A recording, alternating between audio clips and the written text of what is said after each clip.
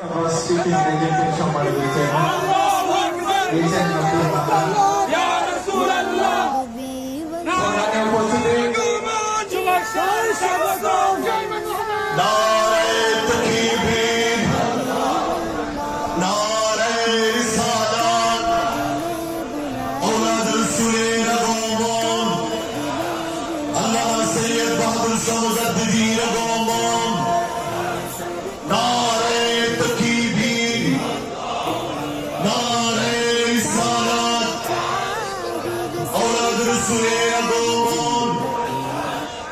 Chairman মহোদয়ের আগমন, আল্লামা সৈয়দ বাহাদুর শাহ মুজাদ্দিদি হুজুর কেবলার আগমন, ডক্টর আব্দুল্লাহ আল মারুফ স্যারের আগমন।